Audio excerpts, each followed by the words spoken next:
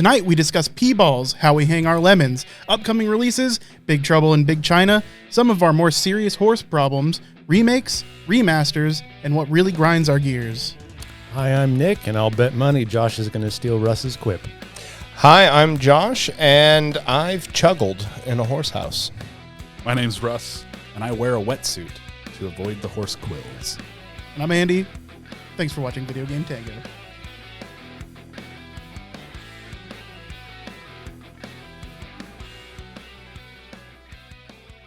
They thought we'd never be back.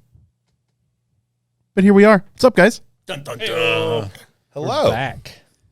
Welcome back to Video Game Tango. It's been a minute. Yep. They tried to bring sexy back and got us instead. Yeah, it's sad, but you know, we were voting for sexy, but what are you going to do? I will always vote for some more. Little did you know the pandemic was harder on me, Andrew Hinselman, than on anybody else. Yeah, you're looking a little haggard there. No, I know. Jesus. I know. Mysteries of the Vortex. Did anybody crunch numbers? How long has it been? It's 3 been days. since March 28th.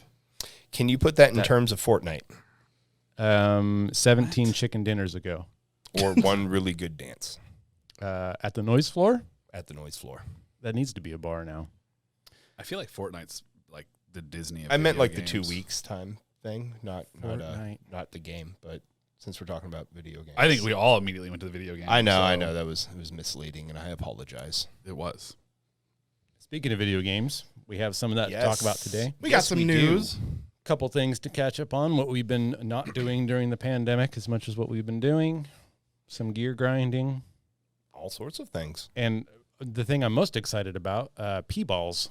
P-balls. Oh, yeah. I don't know what it is. He's been and jumping at the bit. I need to know. Well, He's ready. I need to know. That's really the Oh. question. Okay. So, and it's been bugging me since I thought of it.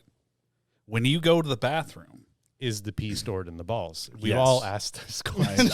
I don't know. I feel like if I squeeze them, more pee comes out. So, no, that's not Science says yes.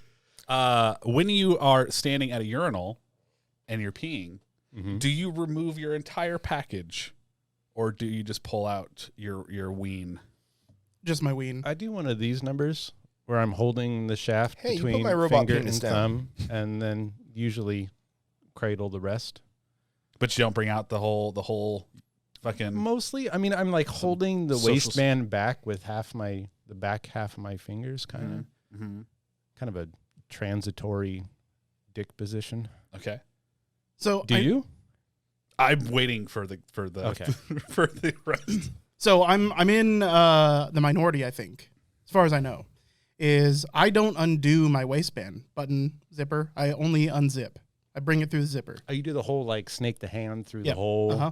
Do you wear what kind of underwear you wear? Boxers.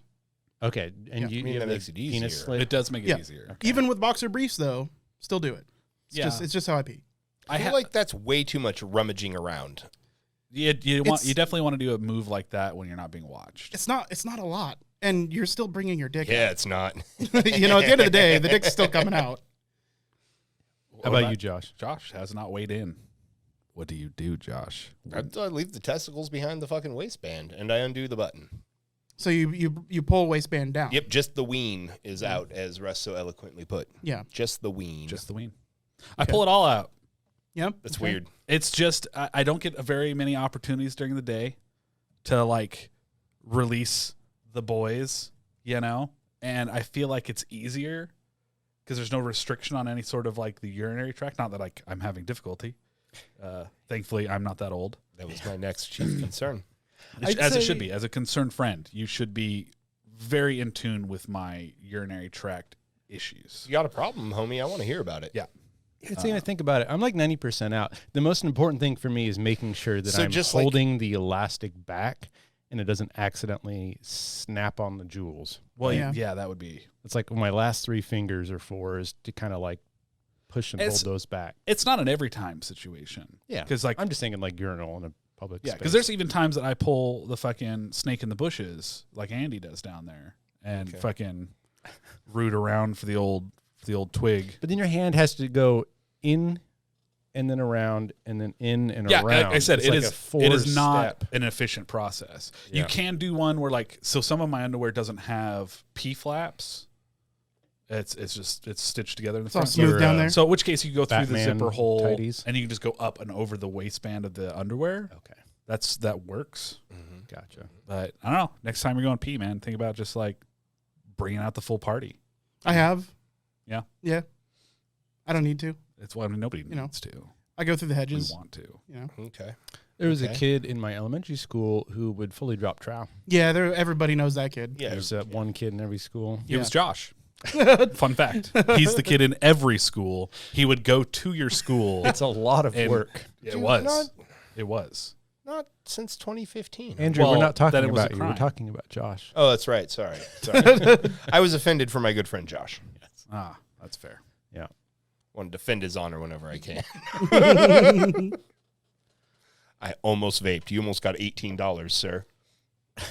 Well, I mean, I kind of expected to have at least one more person that brought out. I'm the- almost the there. whole kit and caboodle. So I mean, it really just comes down to that waistband, making sure that that's not constricting. Yeah. well, even I talked to Sharon about it. She even thought it was weird. So It's because Here's a thing that's related. I mean, that I've tried to explain to a few of my girlfriends, and they think I'm crazy.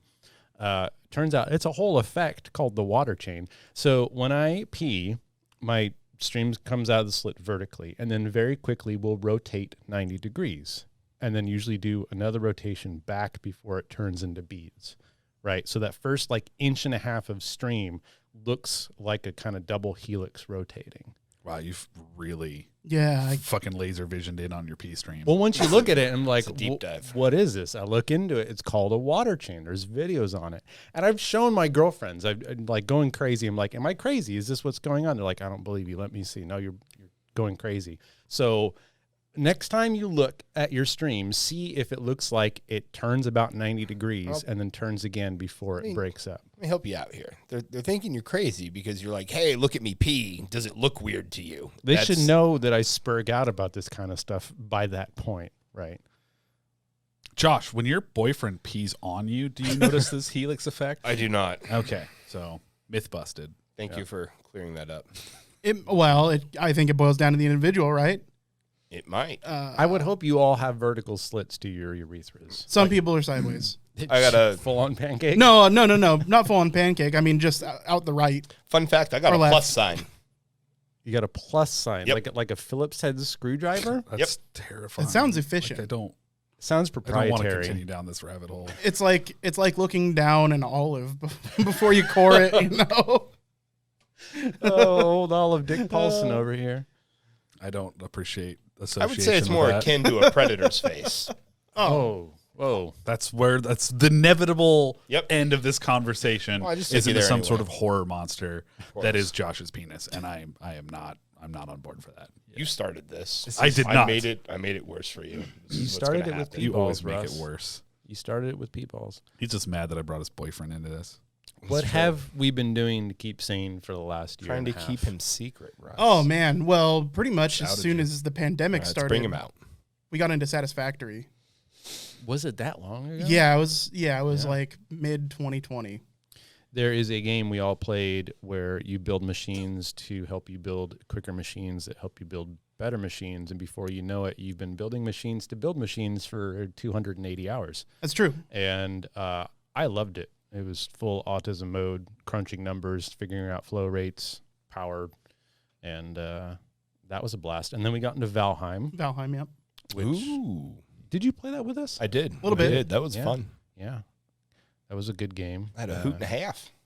Viking Minecraft with PS1, PS2 graphics. Put it that way. Is it really that bad? It reminded me of the PlayStation 2. It's. It was stylized like that Stylized, on purpose. yeah, That but I soft anti-aliasing. I wouldn't say the graphics look like PlayStation 2 graphics. Oh, that's getting an update this month, guys. Home and Hearth. The Home and PlayStation Hearth. 2? Yeah, Oh, No. it's called the PS3. makes sense. They come out with the PS3 after the PS2. Mm-hmm. Yeah. Just like the Xbox, it follows a logical number progression. Yeah. Yeah, it does. Like the Xbox One being the original Xbox. Mm-hmm. Yep. Of course. Mm-hmm. We really haven't played. I mean, we did the Forest. When was that? That's how we was started during- our pandemic. Was playing The Forest. Playing The Forest. Yeah, we all had time off. If y'all haven't seen The Forest, horror movie turned into a video game. Crash Landed Plane on an island full of cannibals and other bizarre Accoutrement. shit. Leave it at that. Yeah, we Worth have playing some through. really random clips on our Twitch channel from that. Oh, Like, yeah. hey, fuck you, bird, is an entire clip. It lasts about 3 seconds. Yeah. It's- That just encapsulates my entire life. yeah. Hey, fuck you, Fuck bird. you, bird. Are you in the birds aren't real camp? Oh yeah, Yeah. 100%. Government drones. Mm-hmm. I believe it. Have you seen it, Josh? There's a I whole have. subreddit. Yeah. Okay. Yeah. Related to that. There's also birds with arms. It's important. More entertaining, but not factually accurate. You're correct. Mm-hmm. Yeah. Birds do not have arms. They should. I'm pretty sure It'd be it better. makes it a Yeah. dinosaur.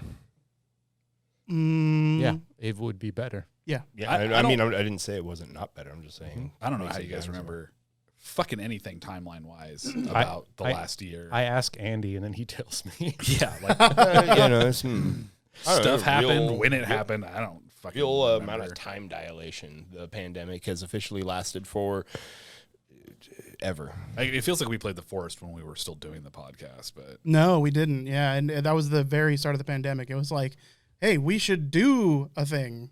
Yeah, I vaguely remember that Yeah. now. Yeah, what's a game we can all play? Yeah. Well, besides going back to Valheim, I don't think there's anything immediately on the docket for another group get together. But that is tempered by the fact that our dear friend Josh here has joined the master race. white Yes. people. I mean, PC.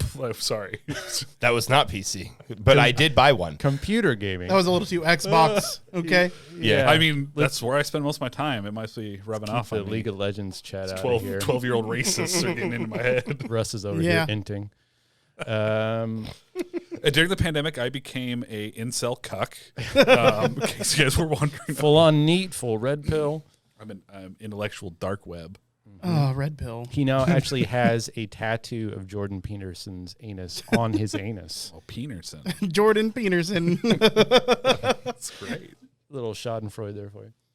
Well, it's factually correct. But no, you're getting a PC, and you're going to be playing real boy games now. Yes, Yeah. big boy games. Mm-hmm.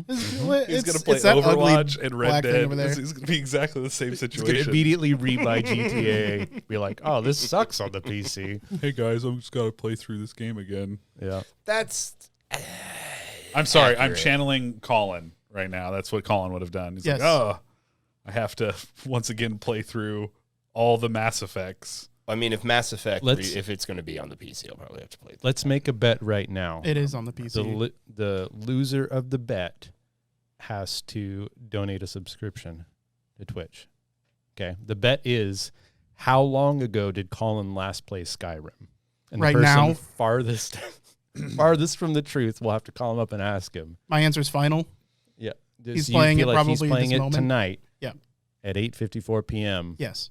on whatever day it is. 'Cause Yeah. it's Can I COVID price his time. right, Andy? I'm going to come in 1 minute after he did.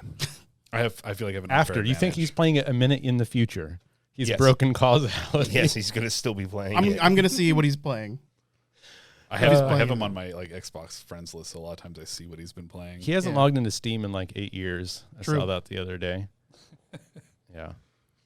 I have a feeling that, especially with COVID, he probably went back and played Skyrim again over the last year. Oh, I would not put it definitely. past Didn't a him. remaster thing just come out? With the third remaster, ninth remaster, something like that. They're coming out with Skyrim again. Yeah, no, I saw a thing. I saw a thing.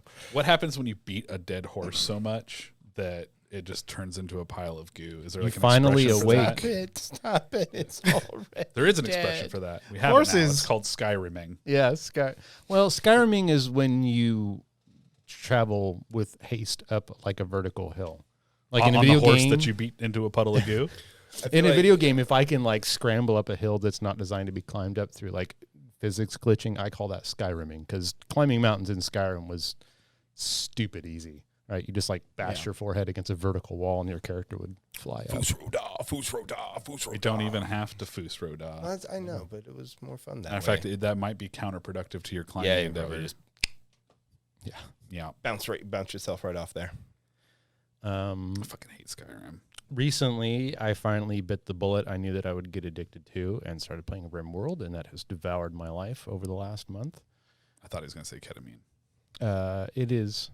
I'm in the K-hole for 12 hours a day. The rim hole. The rim hole, yes. Nick's been rimming all day. It's just nonstop Rimhole rimming. sounds bad. There's lots He of can't get out. organ harvesting involved, and As one would dogs, expect. And, Yeah.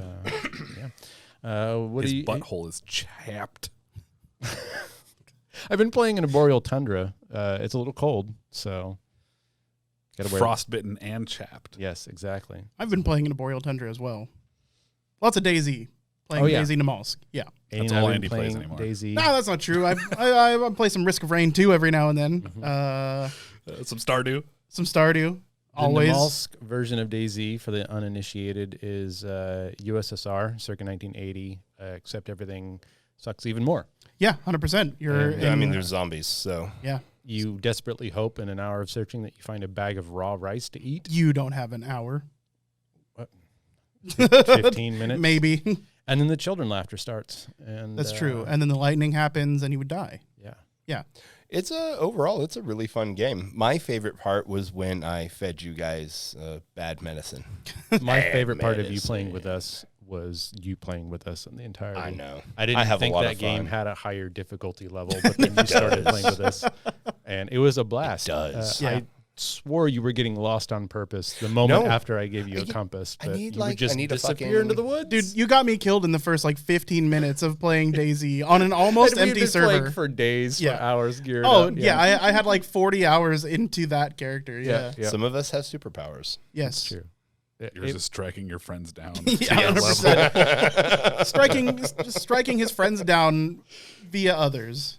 Yeah, no, it was a lot of fun. Yeah. Kind of like fun. Mr. Bean, just causing chaos by accident. I love in a Mr. polite Bean. manner. Yeah, well, I mean, I do my best.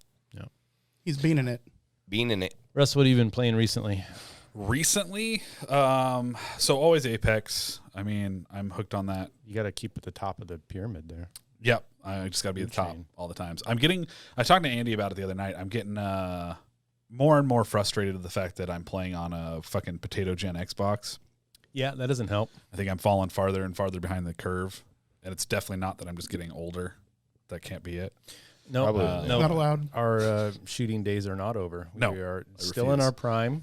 The fact that there's an old man group of people playing fucking Counter-Strike and shit like that means that I can play first-person shooters my entire life. Yeah. No, but realistically, though, it's like a Gen 1 Xbox. Yeah. And it is really starting to... even if it wasn't the hardware itself being dated, there's a lot of hard miles put on that machine. Yeah. I've And I always wanna- thought of it as like the DBZ training montage where he goes through the extra gravity to be strong. Because, in my shooting days, my mouse pad was a piece of paper and I was playing on a coffee table playing Yeah. Modern Warfare.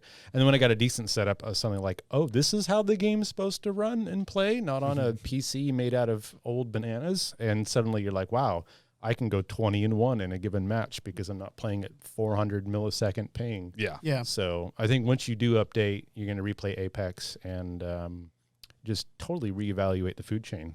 Yeah, and I mean, honestly, with Josh picking up a PC, I think I might just have to start trying to dust off the old M&K.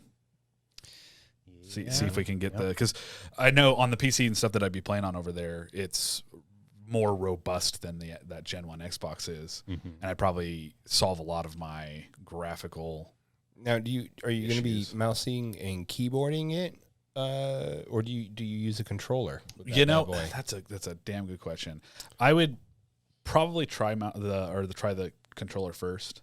just because That's it's what I my think I'm going to natural lean. environment. Yeah, same. So I think that's what I would lean into. But I mean, you get a PC to do the thing, but everything's gonna, But it's like I don't know because like some games translate well to a controller. Oh, yeah. It would be nice to get back into kind of the Twitch shooting of a mouse and keyboard, but I might. It's been so long. It has been. You're going to feel like Frankenstein. Yeah, I mean, the last time I tried to play a shooter on the PC, I was immediately told by everyone in the lobby through their actions that I did not belong there. Well, it's night and day difference. okay. Well, I did try a little Apex. I think when we first got this PC set up because I wanted to play with some of you guys, and they didn't have crossplay yet on Apex. So yeah, I kind of remember that. It wasn't terrible. Like I wasn't, but I mean, I also know that as a new accounts you get put into the bot servers, Finger paint lobbies. Yeah, finger paint lobbies. So always gives you a false sense of your own dominant skill in that scenario. Because I mean, even going in knowing like I know the basics of the game because I've been playing it for fucking 2 years. Now I just got to get used to the fact that I'm aiming differently. So that wasn't quite fair. But I don't know. I did have Apex on my list of stuff to talk about because one of my most common gripes I feel like that I have in games is fucking microtransactions. Yeah. And Apex is always going to be at the top of my list because I play it so actively. Or a game that has just fucking consumer unfriendly microtransactions. And the reason at this point I'm starting to get more and more irritated at Apex is simply because nothing has been really done to upgrade the quality of the play experience. What I'm talking about is specifically, we're still on 20 tick rate servers for a competitive first-person shooter. Yeah. And more stuff gets added to the game, and more stuff gets added to what I imagine is like the back end of the game because you have new characters, new abilities, new things to interact with on the map, and yet it still feels like we're playing on the initial fucking potato servers, and they've never been good, and it just gets more and more noticeable. Admittedly, we just had an event start yesterday, I think. Anytime new content drops, the first couple of days are always rough. That's pretty much a standard for every game that exists. I just would really hope if they want the game to last, that they'll get around to maybe upgrading some of the infrastructure that's involved in the video game. The thing is, looking this up, Apex Legends has made $1 billion.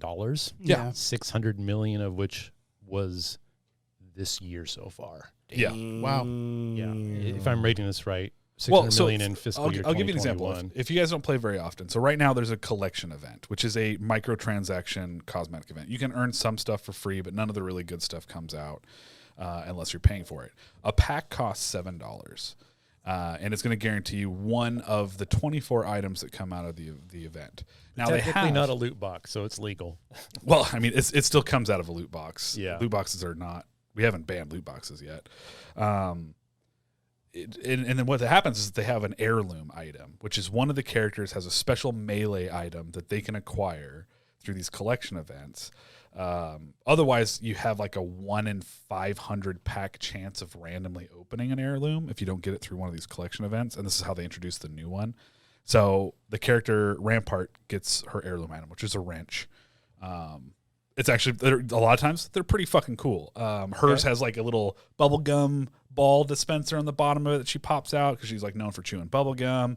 You think about like Pathfinder the robot got these like dope ass fucking boxing gloves with like little LCD screens on them. Okay. Really, the only person that got screwed was Wraith because she was the first one to come out before they were like, oh wait, we could do something really cool. So she just gets like a kunai that she flips around.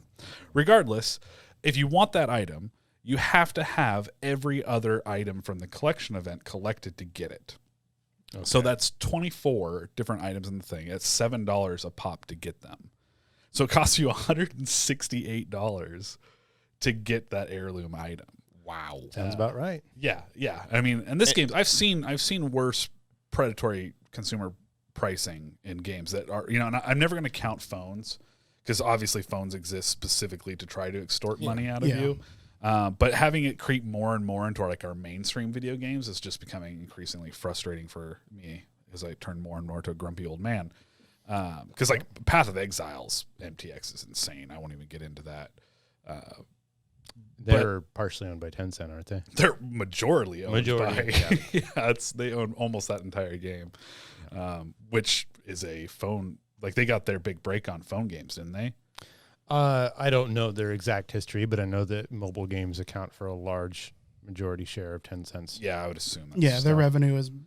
I mean, they kind of come in and do that, right? They're like, look, we've made fuckloads of money through our MTX microtransaction.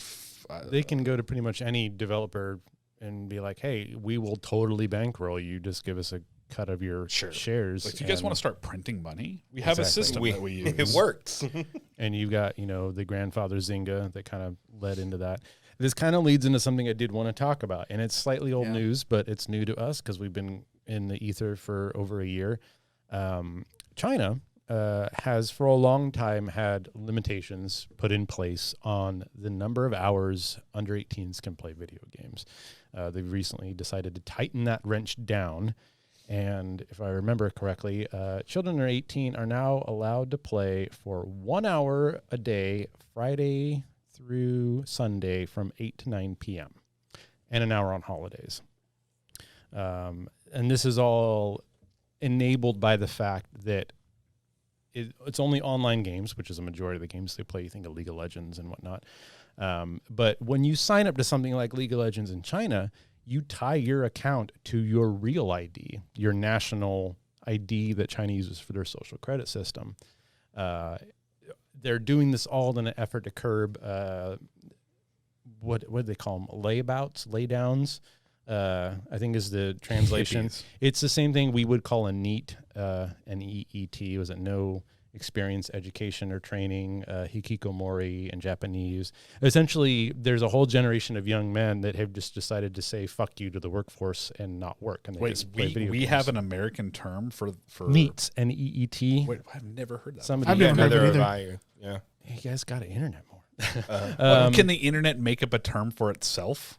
Like, that seems unfair. That's like giving yourself a nickname. Yeah, well, there's a lot of people on the internet. It's not going to lead to a whole lot of conversation, but I think much like China's attempt at curbing, you can remember when was it Mao Zedong? There was that whole infestation of birds, and he held like a bounty to kill the twits or whatever back in the 60s, and they killed a whole bunch of birds, and it made the insects go crazy, and they caused the famine to be even worse. Yeah. Josh might remember. He's a history guy with me. He used to be Chinese. Exactly. That's true. Now you're Andrew, then you were Chinese. Then he met his Yeah. boyfriend and green card. The pandemic was a weird time, guys. I've gone through, wear a lot of hats. The boyfriend turned him days. white. There's a lot you could say about, China's attitude at limiting video game rights, as how that would fly in America. I was surprised. I didn't know the specifics of anything on there. 1 hour a day. It That's- was wow. like 3 hours. Was 3. It's 3 hours total a week. They had a limit in place before this. They're just tightening it down. And then there's people arguing, okay, if we want to play devil's advocate, we don't let under 18s drink or, go to the military, that kind of stuff. At the end of the day, I think this is just a symptom. We're seeing a lot of people of this generation, the generation beneath us, Gen Z, giving up on the standard boomer ideal of working yourself to death to retire because the world's fucked, right? Climate change and all this shit. And they have nothing else to do because they've given up, so they play video games, right? What else are you going to do to fill your time? So by limiting video game time, you're just treating the symptom, right? You're putting some cream on your horse barnacles. It's not going to get rid of the underlying problem. And I wouldn't be surprised if this kind of stuff actually starts filtering into America, because this isn't a China-specific problem. We have the same generation of kids growing up now who, they're missing out on years of school because of COVID, and they see that climate change is super important and that some boomers don't give a shit about it. Like, why bother doing any of this? And we had the whole pandemic of violent video games in the 90s and D&D before that in the 80s. There might be some pushback, but I think more importantly for us as gamers, 3 hours a week in China, like, how is that going to affect pro sports and video games? How's that going to affect cheaters? And I watched a whole video on ELO boosters and League of Legends, people who make a living in like Eastern European, making 50% more on average than a doctor does there just by ranking up people's accounts in League of Legends. Bro, here's a question. Have they made exceptions for if you're earning an income through your If you're gaming? under 18, no, you're limited to that 1 hour each day from Friday to Sunday. I could be wrong. I gathered this off a tweet when it was announced about 2 weeks ago. But there are 110 million minors that play games today in China. That is a third the population of the United States in children alone playing video games in China. Tencent reports under 16s account for only about 2.5% of their total player spend, whatever that means in quotes. But today's kids are tomorrow's adults, right? Yeah. And generations of kids are growing up with the idea of microtransactions being the norm. And if you're to suddenly cut that down, like if this plan actually works and kids stop playing games as a form of entertainment and do other things, like that's going to do a number on these AAA companies like Tencent Oh, yeah. and Zynga that get their money from children playing these games.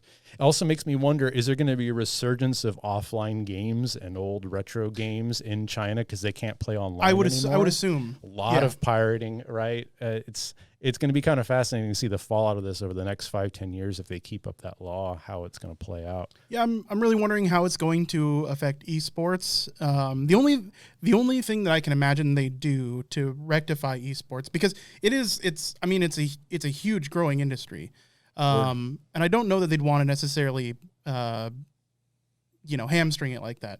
So I'm wondering if they're going to have some kind of like CCP team, like CCP run esports teams, or even Chinese specific leagues. I don't know enough about it to know. I could see that happening, but more importantly, I think that it's just becoming an epidemic. I mean, we don't have the video game cafe culture that they have over there, and we don't know necessarily what it's like to be a slice of life, 16-year-old boy or girl in China. Like, how often are they playing games without these laws? Yeah. But of course, just like any other restriction that's only trying to cure a symptom, they're going to get around this, right? My initial thought was using your parents' national registration. That's another 3 hours a week you can play. Using your grandparents, right? Right. They're going to find ways around it. And apparently 70-year-old grandma plays a lot of fucking Roblox. Mm-hmm. Part of the counter to that, Tencent's going to start using facial recognition while you're playing like League to see if you are your grandparent playing. Right. It's just a little mind blowing, but that's how they do things over there. It's crazy that like the companies cooperate with that, right? Well, like, they have to. They have to. I mean, I guess A company as big as Tencent is as entangled with the national government. I was going to say can Tencent's be. partially owned, I think, by... Yeah, they're partially CCP owned. Yeah. Oh, okay. Yeah. Well, that's That's fun. Yeah. It's fun. I think all this was, if I had to guess, was in backlash to this fear of capitalistic intent, right? If these video game companies are getting big, and they are, the CCP was like, no. And Tencent's stock dropped like 10% the day they announced that and stuff like that. So interesting to see how that's going to go. I definitely think it's alarmist to say that it's something we have to worry about translating over here. I mean, so many other systems have to be put in place before that would even be feasible. That's Such true. like I meant tying your more, ID to who I you predict us seeing crying out of adults and parents over the next 5-10 years over malicious loot box style stuff, and finding out, oh yeah, my kids, I can't keep them from playing Fortnite for 12 hours a day. Interesting question, though. A lot of the people that are having kids right now are our age. They have kids that are coming up in this gaming world. Mm-hmm. This goes into this whole theory of like, is there a point when you're aging that your like brain flips a switch and you become some fucking shitty human being that happens, and you start like forgetting everything that you grew up with or did, and start becoming like a raging fucking Karen over shit? I don't know, but I've had a lot of boomers tell me when you get old, you become Republican. And I cannot see that being further from the truth for me personally, but I can kind of see what they mean when it comes to the general public at large, because young people, they're starting to annoy me sometimes, and I'm like, okay, maybe I am just becoming an old Fogarty, an old dawdling old man. So I still think I'm constant. Kids annoy me most of the time. They have my entire life. I think you're allergic to young things. As I should be. Yeah. Nothing new is good. I mean, fuck, old people annoy me too. Yeah, I mean, really just other people. Yeah, it's very few people that I find not irritating in some fashion. So the problem is that we live in a society. Yeah. I heard that quote once. Goddamn society. Yeah. Better news. I know none of you watch Sword Art Online. That's accurate. It's an anime, but it's got a standard trope in it of jacking in the Matrix. They call full diving. It's this lay down VR getup where you get into essentially this tube and it's whatnot. Japanese company is either Indiegogo, Kickstarter, I don't remember what it is. They're creating the half dive, which is essentially a VR rig modeled after that, where you lay down, and the benefits of which is that the headgear can have a much larger amount of lenses and hardware, because otherwise if you're standing, the headgear gets too heavy. Yeah, so they're going to have neck and shit, right? Yeah. So you're laying down. They've got a rig your hand goes into with tension wires to give you feedback in game. and then things on your feet. So when you move your feet, it'll make your character run in game. Yeah. And I thought, what a novel idea to try to do a VR setup where you're laying down. That just reeks of overweight nerd jacked into the Matrix to be like, you're never going to get up again.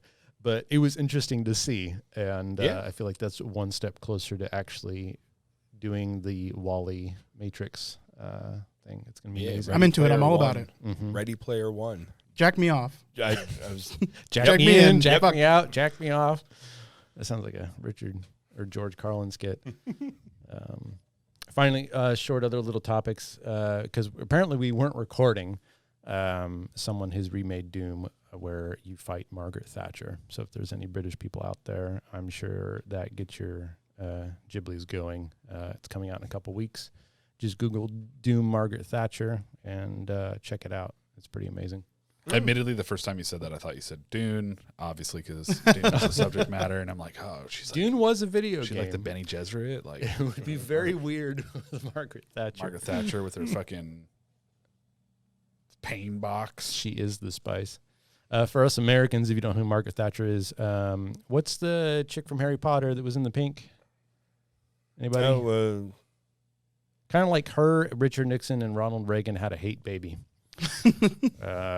Yeah, she set back Professor the UK. Umbridge, Reagan, and Nixon got together and butted off a little spite goblin. all of that sounds unpleasant. Such as Margaret Thatcher. I'd watch that happen. I wouldn't be surprised if it's a national holiday to piss on her grave. Maybe. Yeah. Are we gonna watch game trailers on the podcast?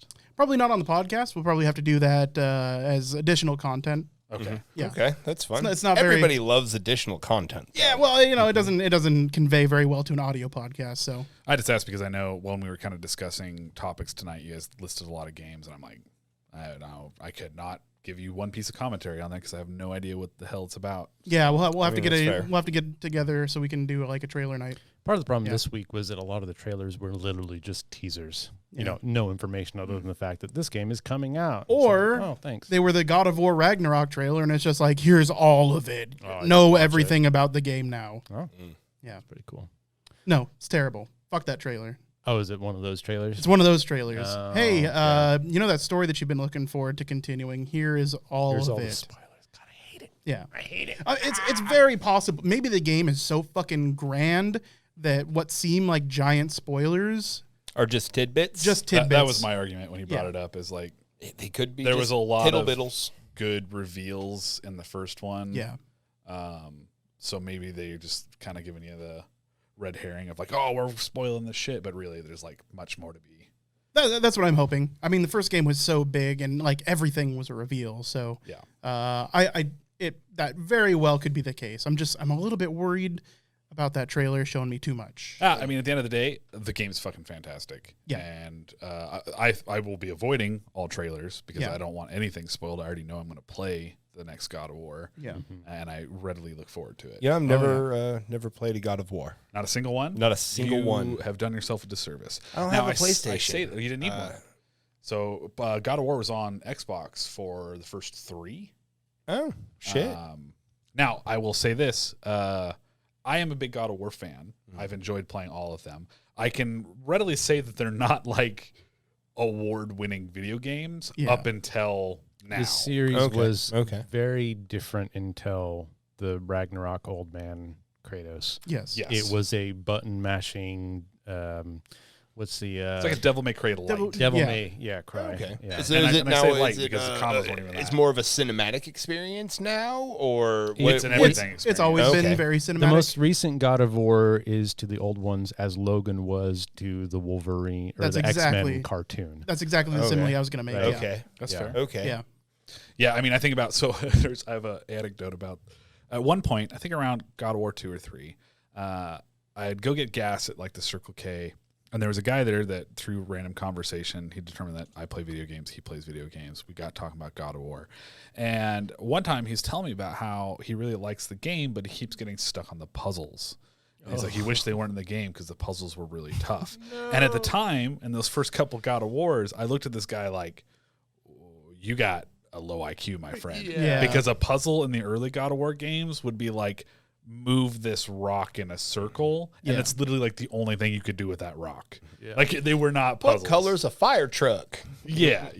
So I mean, well, even that has more nuance, I think, than some of the Yeah, I mean, I'm sure there are fire trucks that There are yellow ones. Yes, exactly. I've seen Yeah. them. That is Seen them. twice as hard as the early God of War puzzles. like early Skyrim puzzles. Yeah, were early God of War harder. puzzles exist simply to just break up the mindless combat and the cinematics. It's almost like a load screen, huh? It's just a thing that Give, you have to give go. your hands a break while you're, you can pat yourself on the back that you like did the only thing that it was possible to do going forward. Now, having said that, there is a lot of times in the new God of War and stuff where like I have to sit there and like scratch my head a little bit and try to figure out what it is that the game wants me to do to progress. It's not a puzzle game. It's a platforming puzzle game. So the puzzles are always there to slow you down, but not actually stop you from enjoying and playing the game. Yeah, Okay. And they do a great job of that. very well done. Yeah, the combination of, I mean, and Andy told me about this game probably for like a year before I picked it up, because he was playing it in his bedroom before I finally borrowed the PlayStation to give it a go. And he talked about a lot about how seamless it is going from like zone to zone, having the narrative be told to you, like stories told you while you're like out on the boat paddling around, and then it would pause it to go do stuff and then come back and it would pick up. The whole game just really feels very seamless. Yeah. Like there is I think no loading screen in that game. Yep. There's no loading screens. And the game's huge. Okay. They load stuff in Like when you do squeezes. Yes. Yes, exactly. You're doing squeezes.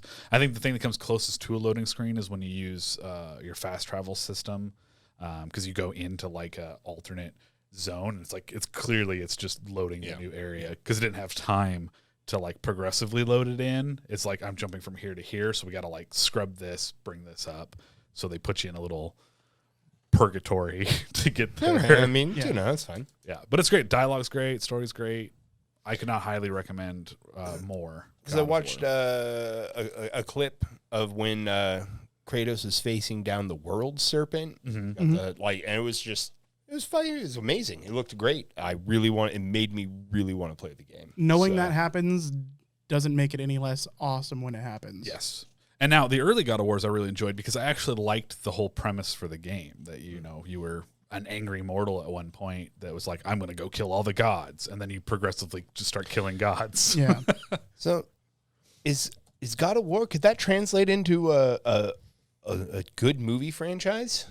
Could that make the transition over? Yes. I mean, they'd fuck it up. Yeah. That'd be the word. I mean, that's like the one thing that'll kill Kratos is trying to make him into a movie. It'd be a phenomenal movie. Like if you do stuff to where, like, I mean, obviously you're not gonna have as much fighting in the game or in the movie as you would in the game and stuff. But I think about how cool combat sequences could look, different actors that could play different like gods and deities and whatnot. Yeah, I think that would be. But then again, the new game is beautiful. Why even bother? In that vein, a problem I've noticed in the last 10, 15 years especially is when you consider a translation from a book to a movie, you always lose something. And if you read the book beforehand, you're like, okay, this, that, and the other is different or not there. It's a shame, but whatever, right? Because you can only do so much in a movie. We're encountering a problem in video games, especially in franchises, where if you're going to say, okay, let's make a God of War movie, where do you start? Where do you end, right?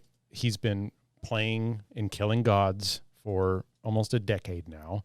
He started with the Greek or Roman pantheon. Do you make a new God of War Ragnarok movie or do you not? And at the end of the day, what ends up happening is they ignore all the source material and then create up a new storyline, and it's shit. Bastardized version of everything all crammed together. The question I ask myself when I think, oh, this would make a really good movie is, what about a movie would I enjoy more than the game itself? Right. Because games, they bring a whole dimension of interaction that you can't get it with a movie. So it is those things, choreographed fight scenes, essentially what amounts to one long cut scene.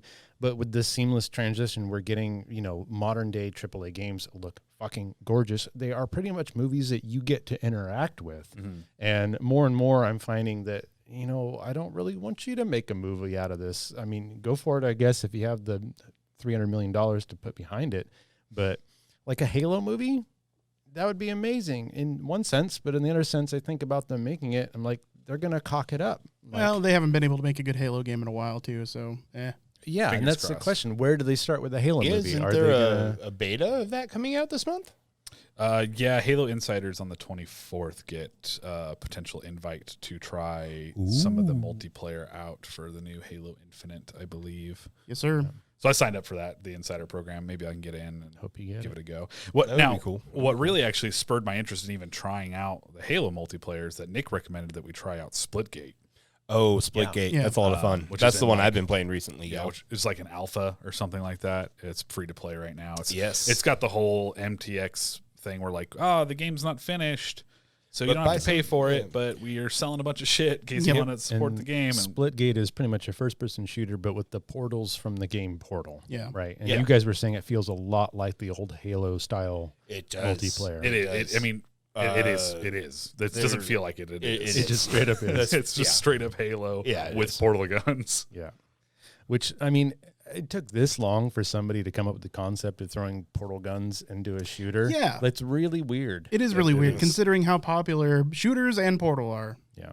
Yeah. That leads me into something Josh and I were talking about that I mentioned before. I had mentioned, I forgot the name of the first one. The time dilation first don't person remember the name of shooter. Oh, I something- remember the name of that. something Lemons League. Gate. Well, the new one, there's another game out, Lemniscate. Lemons Gate. And- Lemmings-gate. Lemonsgate. Lemonsgate. Lemon Party. Lemon Party. If you want to know more about this game, Google Lemon Party. Also, Also, there was a really great podcast, Two Girls, One Cup, that covered it.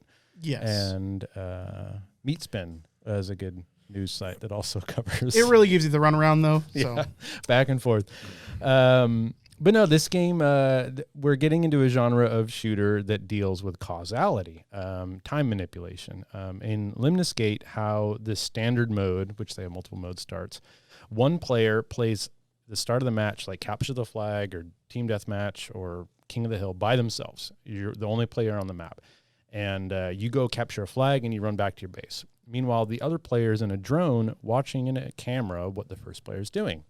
Then that other player gets to play while the first player's actions go again. So if that person ran and grabbed a flag and ran back, you can now on your turn shoot that player. And he becomes a ghost. Essentially, he continues to do what he's doing, but has no effect on the game work because he's dead. But then he gets to go again. And now he can shoot the guy that shot him, which means that he never died in the first place. So he does capture the flag. And then the second player gets to go. And it goes back and forth until there's multiple copies of the same two players, each trying to interrupt each other's past selves to the point where you can completely almost rewind the timeline depending on in what order you kill the other player. And there's some gameplay of it out, and it's a brilliant idea, and I can't wait to see a AAA game ruin it. But you win when your nose starts bleeding. exactly. When you become your own grandfather. Yes. I mean, it seemed like a really innovative idea on everybody loves a good FPS, but all you're going to get out of a AAA title these days is World War II again. So, back to that. Right, we're back to it. So I like the innovative idea of putting a turn-based thing in there. How you're going to be able to alter things. I think it's going to be really neat. I will have really to. looking forward to it. I haven't actually watched anything on either of those games, so I apologize, but I'll have to check them out because they sound. I pretty think it's intriguing. going to be like, it's weird to say, but it's like a big brain first-person shooter. Like you're going to have to be thinking about this. There's going to be real strategy. It's like involved, playing. I feel like. You have a whole nother level to worry about now. Yeah, you can just kill the opponent, but which opponent you kill is much more important than it used to be, because you can essentially cancel out their entire action if you kill them at the right time in the right place. And I can only imagine how this is going to get in like team. If you've got 3 people going at a time back and forth, suddenly you've got 80 players on the field, except it's only 6 people in total, right? They're just multiple copies of each player. yeah. So you can even do things like launch rockets into corners before there's anybody there, just to aerial deny future versions of them, right? It's bonkers, and it's going to get weird. We'll see if that takes off or not. Well, speaking of get weird, Mm-hmm. you guys ready for break? Yeah, that'd be nice. All right. Nice. Yeah, let's take a short break. We'll be right back on like unlike a pandemic break. We will be right back. So back to gear grinding our gears. It's been a year and a half. Today I had 2 minutia moments that got me completely out of context enraged. The first, my mother was watching, what's the Wayne Brady game show? Choose Deal or No Deal, right? I didn't know he was He's doing a game hosting show. that now? Or, yeah, I think with the Zonks. Zonks. I don't watch TV. Okay, yeah, he's hosting a game show. Anyways, on this particular challenge, this woman had to place in order the release year of the Jeffersons, Three's Company, and some other show. They all came out in the 70s. She got the order wrong, but she had an opportunity to get her money back by correctly guessing within 3 years the release year of Different Strokes. Mm-hmm. Now, the release years were 70, 75, and 77. So to a moderate, even finger-painting observer, all these years are in the 70s. The crowd immediately begins shouting out what year they think that Different Strokes, mind you, a sitcom about a black family, came out in. And this old black woman in the front row just says 1978, like doesn't even hesitate. And Wayne Brady's like, are you sure on that? She's like, I'm pretty darn sure. Remember, she has to be within 3 years of the release date, and she decides to say 1982. Right. After all these years are the 70s, she picks 1 year out of the 3-year range. Of course, it came out in 1978. The black woman was correct. Mm-hmm. And I was just irate at the fact that this woman didn't trust. If somebody yells out a random year, right, just trust them. Say 79, say 80, right? It's within 3 years. But that pissed me off. I had to leave the room. Secondly, I was going to the store today at an intersection. I went to cross the intersection, and there were 3 cars in my lane on the opposite side, completely in the wrong lane of traffic at Fred Meyer.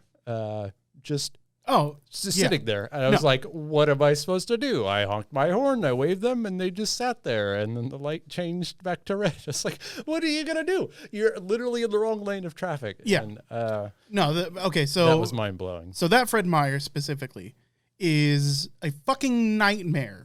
It's a to shit drive show. in. It is That, so bad. That parking lot is what grinds my fucking gears. Dude, have you gotten gas there recently? I just did today. Good for God. 25 minutes. I can't blame them. They're short-staffed. Excuse me, because nobody wants to work, which is fair, COVID. Yeah. But they had they weren't doing the stretch over of the gas pump, reaching That's called around reach the car. around. Yeah. Which is fair, but it meant that every other car that came in was in the wrong orientation. And there was a guy. Why weren't they doing the reach around? I don't know. It said no reach arounds on the sign. That's just common That's courtesy. a shitty sign to have. Exactly. It's just a common courtesy. You always give them the reach around. There was a guy on staff there. It seemed like his entire job was to tell people they had to change lanes because they were in the wrong lane. And that's what he was doing the whole 20 minutes I was there. It's like, can you not read the sign? Apparently not. So. Yeah, I don't know. It irritates me that they're not doing reach arounds. Yeah, I don't know why. I didn't like doing it as a gas station attendant because I was worried about like chipping paint and whatnot because you have to be pretty careful to get it in the right position. But like that's not a real complaint. I also feel like it's the about driver's prerogative. If they're going to pull to the wrong side of the pump, then they're going to risk the fact that you're going to drape a fucking you would think thing across their car. Yeah. They've established at that gas station that you can do reach arounds. Yeah, it makes sense that the people wouldn't think twice about doing it. But reach arounds. Let's just keep saying that phrase. It's fantastic. I love that. That's what you guys are calling it. So. Yeah. It's both appropriate and fun. dirty. Yeah. It's fun. I went into the Albertsons at one point. I was in the wrong lane, and the guy was like, "You got to go to the other side." I'm like, "Oh, you can't bring it over." It's like, "No," and they didn't have the same style of pump, so I think it was actually a physical impossibility. Yeah. But you kind of expect it as possible wherever you go now. Yeah. It is our reach arounds modern have become too future. common. Yeah. If Americans know anything, it's that once one convenience has been introduced, you should expect it at every other location. Everywhere. and Available every all the time. time. Yep. Yeah, It's that's just how the free market works. Yep. Reach arounds for Sorry, free. I thought this was on the America. regular. Reach arounds everywhere at all times. you are correct. It is America. Yeah. I What would checked. be the worst place to get a reach around? A gas as station. Question solved. Any place I drank in my 20s. Any place you drink now. A retirement that's home. true. That's true. It has. A retirement home. Oh, yeah. A lot of dislocated shoulders. Probably be tough on the old birds. None of them have the endurance to get me where I'm going. It's going to be dissatisfying. The orphanage. Their hands are so yes, soft, Thank though. you, chat. But bony. Yeah. It's like masturbating with a warm chicken skin. Don't king shame me. Oh, 4 out of 10. Gone over this. Would not recommend. Any other gear grinding? I had a gentleman all by himself driving home today, standing on the side of the road next to the mall, All by myself. holding a sign that said, "Fuck Commie Kate Brown." Mm-hmm. Okay. And I'm not opposed to people expressing their political beliefs. Succinct. I've talked with you guys and stuff about my uncertainty about what it is exactly Kate Brown has done to make these people this angry. Yeah. But really, what struck me about this is that I really wanted to stop and ask that guy, like, what does he like to do, like, in his life? What are the things that he enjoys? And did he ever once think about going out and holding up a sign saying, like, I love fishing? Because it's so indicative of, like, how, you know, the internet operates and stuff. It's like you get somebody pissed off and they're going to go online. They're going to leave a bad review. They're going to rant and rage and stuff. And it's like, do you have no self-awareness? Like, the moment that you went out and you bought a big piece of paper or a poster board and you wrote some fucking angry message on it, and you're like, I'm not going to a meetup, I'm not going to some sort of rally. I'm just going to go stand on the sidewalk on fucking Central to express how angry I am about this. And then, of course, I'd want to know, like, what did she do to make you this angry and stuff? But just it's the righteous anger. It's like heroin. That feeling of I'm correct, therefore I get to be angry about it is fuel. It is the energy pylons of StarCraft. You need more of it, right? like, I also had to deal with that huge anti-mask or vaccine mandate outside the hospital like 2-3 weeks ago. Yeah, right next to your work. Yeah, right out in front. And I would love, maybe I should do it. I should get off my lazy COVID ass. I want to see a list of anti-vaxxers or religious anti-vaxxers that have died from COVID. Just to curate there's list. a website. Is there? It's called Sorry Anti-Vaxxer. And they just Anti-Vaxxer. compile like people's Facebook pages and news articles about people that were anti-mask and anti-vax that have died now. It seems like I on think it'd the be- daily I see that think it'd be Facebook post where it's like, it's not real. And then the next post is, I'm sorry, he's in the hospital, I think it would be much more interesting to have a list of people who are in fact vaccinated, but are still suggesting you employ your freedom and every politician Yeah, that's like on the right side right now. Oh, or yeah. political pundit, Like I the fact that suppose, all the Fox employees have to be vaccinated. to even be in the building. Yeah, but they sit there and talk Yeah. anti-vax stuff on the air. Mm-hmm. Ah, yes. What was the Doublespeak 1984? Is that what the term they used for that cognitive dissonance? Yeah, I believe so. Yeah. Fun Yeah. stuff. There's I showed Sharon a breakdown and stuff like that because it's simple numbers game, and the numbers break down to, like, if you're unvaccinated, you have a 1 in 8 chance of getting COVID.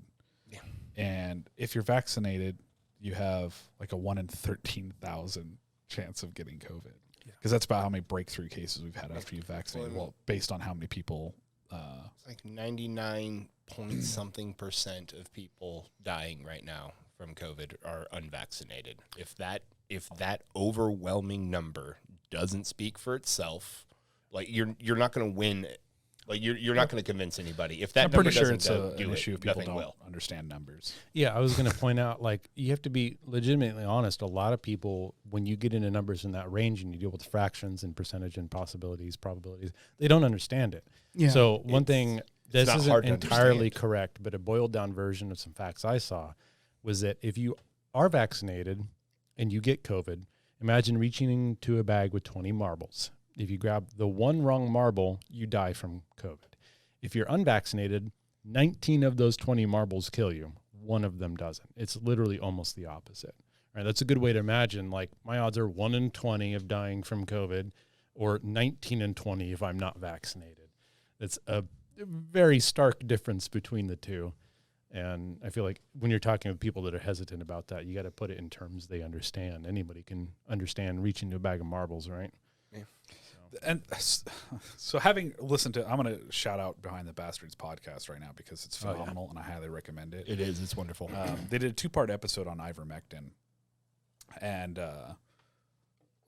I was always kind of on the fence about whether or not ivermectin was even supposed to be an effective treatment or anything like that. But really what it comes down to is like just the science hadn't been done yet on whether or not it's effective for treating symptoms or even as a preventative measure. Okay. But what strikes me so much about people doing the ivermectin and stuff like that is really just the fact that, say it works, and it is a good substitute and stuff like that.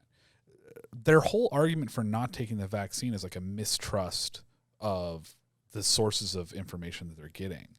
But then they go and decide to trust an even sketchier, less backed up form of information. Like, I'm like, how do they not see the own like dissonance in that? You know, it blows my mind. I think it just boils down to once something becomes a part of your ideology and anti-vax, regardless of context and importance and like legitness, once something is there and a part of your mentality, you're going to be against it. And it doesn't have to make sense anymore. It's the new way to own the libs. Mm-hmm. So I mean, confirmation have at bias it, is Haas. just a very powerful thing that most people operate every day of their lives under. So Yep. Everybody does it. It's That's a very human true. thing. But that's okay. So you do say that, and I do. I definitely acknowledge that I have confirmation bias. But I feel like what elevates my typical rundown of information and stuff is that I'm aware that I'm going to have a confirmation bias. So I'm doubly diligent about what it is that I'm reading and try to analyze it from a different, like, trying to take into consideration my own confirmation bias to get even more concrete evidence on stuff, because I know that, like, yeah, on surface value, I'm going to want to believe this is true. But, you know, well, let's look at this study. How deep was it? How many people did they have using it? You know, and I've always thought if I had a wish, you know, like if you get one wish from a genie and you had to use that wish to better the world, what would be the best wish? What's your best and slot wish for that? And my thinking is always, if I could get people to think that everything they knew, they assumed they were wrong before they were proved otherwise, in all aspects, would completely change humanity on like a fundamental level. If you come from that kind of a say it again for me. The notion that you assume at some level that everything you believe has a chance to be wrong. Like, I'm going to start this conversation from the assumption that I'm wrong until I see enough evidence that my original opinion is correct, right? You can always assume that gravity is going to be gravity, but especially if you're coming across something new, assume you're wrong, right? That's just a great way to live your life, because worst case scenario, you're right? And then you get to find that out. And it's that mentality is not common. And Couldn't you it's apply shame. that to, like, if you were going to step out into thin air and you're like, I know that I'm going to plummet to my death, but then you're like, I'm going to assume that I'm wrong. Let's just see what happens. And that's the whole scientific method, is test things out, don't assume anything. And that's how the sport of eventually- cliff diving was invented. Yeah, extreme cliff diving. My wish is to eliminate greed. You eliminate greed, I think you solve everything. Yeah. Greed, or force people to be empathetical, or reduce the need for violence, you know. It's just concise. Like, I feel like almost everything can be traced back to some form of greed. Yeah, greed, fear. There's a lot of base human lizard brain bullshit that keeps us where we're at. Anywho, on a lighter topic, Arcane Lyon has recently put out a new game called Deathloop. They are known for Dishonored and a few other games, Arx Vitalis, that nobody but me has played. True. Dishonored continues the long legacy of stealth games. This one was, I would say, like a steampunk kind of setting. Deathloop is not a stealth game like Dishonored was. So I'm going to leave that by the wayside. Really cool game, possible game of the year. That's kind of general setting is BioShock and Dishonored had a baby in the 1960s. It's directed by Quentin Tarantino, and it takes place in the movie Groundhog Day. That's what I was going to say. Like, to explain something badly, it looks like maybe like a Far Cry kind of a Little bit. style shooting game with that was made in Groundhog Day. Yeah, I was going to say, to explain something badly. Yeah. I just think it's funny that the dichotomy between Nick's description of what the game is and yours is like, Nick describes that game and I'm like, holy fuck, I need to play that game. And then you come in and I'm like, nah, I'll pass. Far Cry Groundhog Day versus Quentin Tarantino BioShock. I cannot Dishonored. begrudge Josh. I thought of that phrase earlier today. But yeah, the general idea is you wake up on an island and you don't know why you're there, and all you know is that you need to kill. Right now, the idea is that this island resets every day, and a bunch of rich entrepreneurs have showed up to have an infinite party. They party every night, and then time resets. And there are 8 important figures that to get off the island, you need to kill them all in the same day. Stop looking at me. Let's all look at Russ. One of the important persons is trying to stop you. So you play this game a lot like Hitman in the sense that you have this kind of open island and it's split into 4 time segments, like morning, early afternoon, and evening. And you have to essentially play through and learn the patterns and where these important people are going to be in such a way that you eventually play through the same day over and over again until you can kill them all in the same day. There's a little bit of Dark Souls in there, and that if you turn it on, it's an option to turn it on or off. Other players can be that antagonist that tries to stop you, and they can act as any enemy in the game. They essentially have like a mirage, so they can jump out, out of nowhere. Oh, that's game looks really neat. Wait, hold on.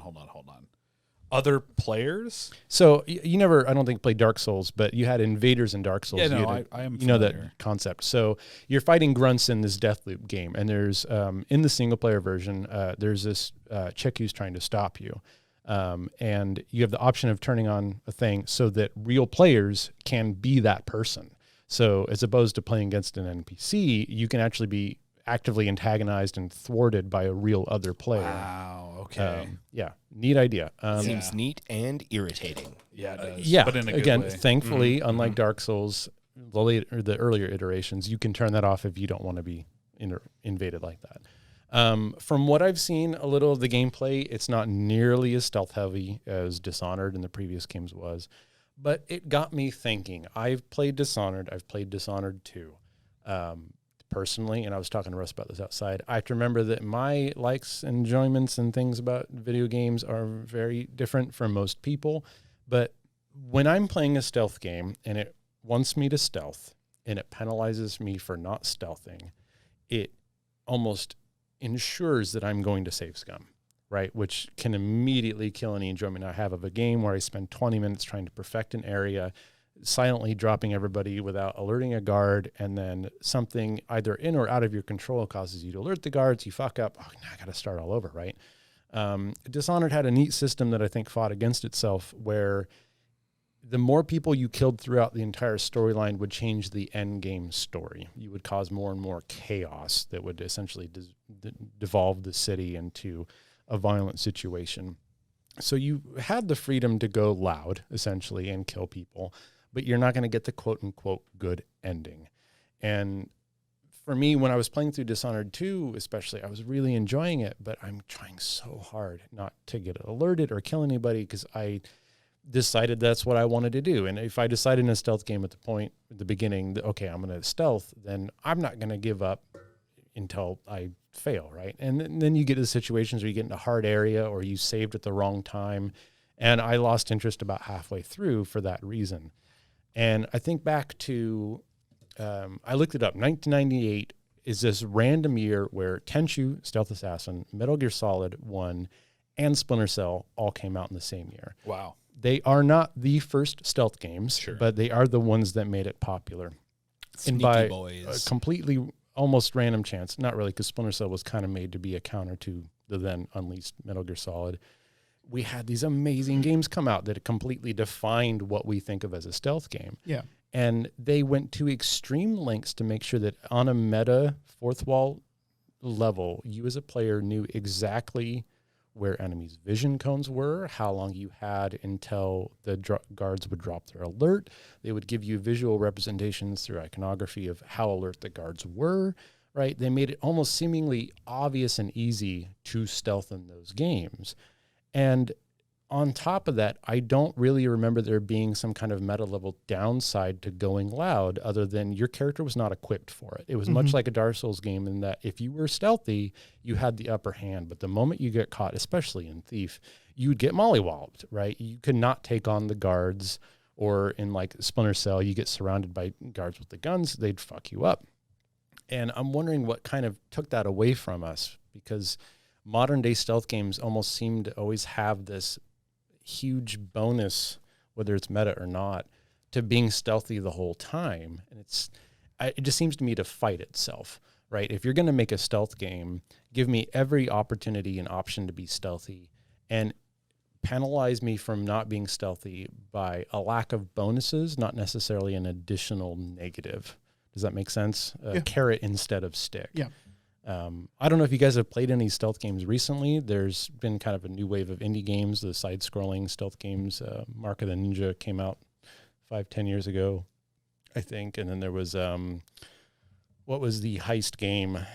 Monaco was kind of a stealth game, but do you guys have any memory of, like, Deus Ex would be another kind of good example of a game where you can go stealthy. I remember collecting like all the ammo for the super big gun and never using it.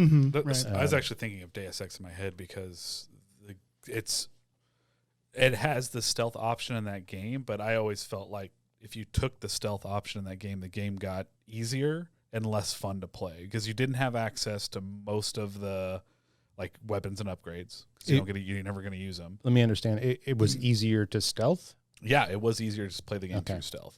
I just less never interactions and stuff like that. You just crawl through vents all the time and be invisible. And for me, what I remember being the interesting choice, because I'm always looking for interesting choices in games, was there was a limited amount of ammo, especially in the first half of the newer Deus Ex games, for your non-lethal weapons, right? You could always, if you unlocked the ability, go up there and like choke them out. But as far as your taser went and whatnot, you had a limited choice. Meanwhile, I'm sitting on 5,000 rounds of some machine gun ammo that I didn't want to get rid of because of that gamer need to keep things that I never ended up using. I don't think I ever played a Deus Ex game loud. I didn't. You're missing out. Yeah. Because it's a lot of fun. And that's the thing. And I was missing it. And I knew the whole time, I'm like, man, if only I could just use these cool abilities. Like one of the abilities, you got like the mini bullet rockets from your wrists or whatever it was. And Whistling birds. Yeah, essentially whistling birds. And, you know, why are we still designing games where you're forcing a player to pick one path or the other? I guess if they want you to play through a game more than once, and again, we've gone over, I don't do that. Yeah. So that's probably my issue. You know, what game has a really, I mean, this is probably not accurate. People like stealth games, but I like the stealth mechanics is all the Arkham Knight games. Yes. Yeah, Like, and I was going to mention really those are fun, taken just like, almost identically from Tenchu. Yeah, so it's like, I mean, it's really easy just to hide again after the enemy's alert. You just got to wait a little bit. So, but you got to pop out, unleash a bunch of fucking bat foo on somebody's ass, Whoop some ass. fucking and then duck back right into a vent again, be all sneaky like, ha ha ha, motherfucker, you can't find me. Yeah, like that was a lot of fun. Those games are just fun. a hoot. And I think one good thing, besides the many other good things the Arkham Knight games did, is that if you did get caught, you could go loud because you're fucking Batman. Yeah, you're Batman. And you would Exactly. beat the shit out of them. So not only are you rewarded for being stealthy with that, haha, I got you, but if things go south, you're like, haha, I'm Batman. Now I'm going to kick your ass. Are the Assassin's Creed games stealth games? I mean, Like, which yes. one? You have to pick. So I've A few of them, I guess. 1, 2, and 3. The last one I played, like, I don't even think you like ever stealth. So the last one I played, played the Rome one, right? Odyssey. Odyssey, the Greek one. I really liked the skin it was in, so I was able to play it Set for a and while. setting. Yeah, like that classic Greek Old person setting. grip, Yeah. But I mean, To be fair, I think the last time I played an Assassin's Creed, it's referred to as like one of the worst that they've done, which is Was it the Victorian England one? it's the Revolutionary War one. It's where they first introduced. You played as the Native American kid. Oh, yeah. Which was great played and that stuff, one but for a little bit. they introduced the like fucking Farmville shit in the middle of the game. Oh yeah. And then they also teased the boat combat stuff. Yeah. But really the game was like play some Farmville and do some escort missions. And like literally if you were on top of any building is what I remember from this game, and I could be wrong, but like there's always guards on top of like every building. And as soon as you're on top of a building, someone's like, get the fuck off this building. Yeah, Otherwise, we're going to kill you. And I'm what like, a game design choice, right? like you're so Yeah. used to playing all the other Assassin's Creeds. Like, yeah, I climb buildings and shit. And they're like, no, Not we allowed. station guards on every rooftop to prevent people like you. Josh, do you remember stealthing much in Odyssey? Yeah, like, because there was a real benefit, like, because at a certain point, like, you wanted to get the commanders, like, that give the bonuses to people that have, like, the blocks and all that stuff. So you'd wind up killing the commanders because that, like, dropped the overall score for an area, because there was, like, the whole Peloponnese War as the backdrop. So the Athenians and the Spartans are fighting. So you pick one side in this thing. You can kind of play around with both or whatever. Now, let me rephrase. Stealthing as a means to an end, or stealthing in general? Like, it's one thing to stealth up until the point where you get the drop on a general and then you go loud, as opposed to, I need to spend the next 20 minutes stealthing past guards, watching patrols, making sure I don't get seen so I can get to the point where I can then assassinate someone. Because that's what I remember from the first and kind of second Assassin's Creed games, was you really didn't want to ever get into a fight. If you could sneak the whole time, get up there, assassinate the guy, and get out, that was the perfect scenario. Yeah, that ideally that's what you do. Is like, you don't need to kill a bunch of fucking guards. Like, it's best if you can just get to the center of, like, the fucking area, steal some shit on the accessories on your way, murk one or two motherfuckers on your way through, and then get the big boy. Yeah.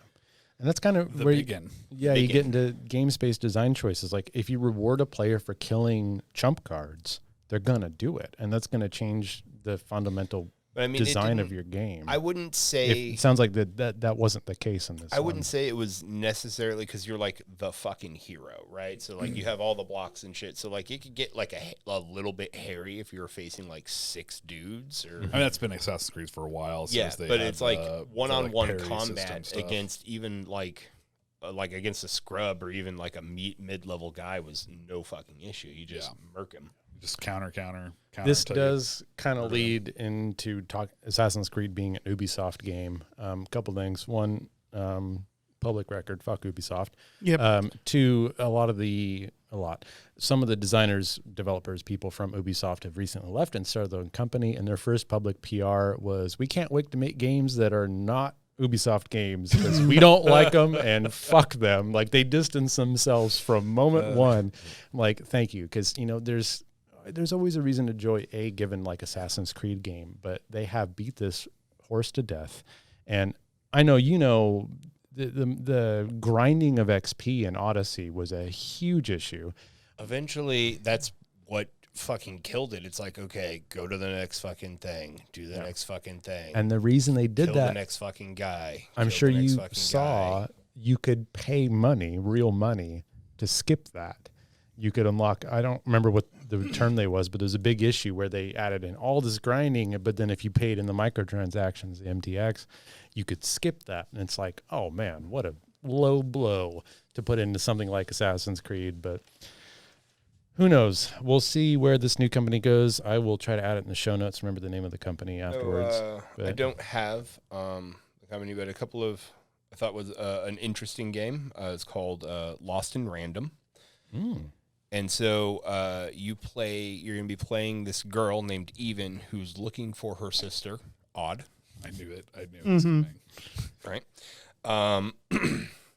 But you have your little sidekick. It looks like a little D6 guy. And so it looks like the game is going to be, it's incorporating a lot of fun things. I think it's going to make, I think it's going to be one to watch, and it has some really neat stylistic choices. Are you saying that your companion looks like a 6-sided die? He's a D6. Your companion is straight up a D6. Gotcha. And and as you do the tactile combat and take down the dudes, you get power-ups which allow you to roll your fucking your D6. I'm getting some Psychonaut vibes from the images I'm seeing. And you're also collecting cards in the game, and those are like special bonus power-ups that you get to use when you roll dicey.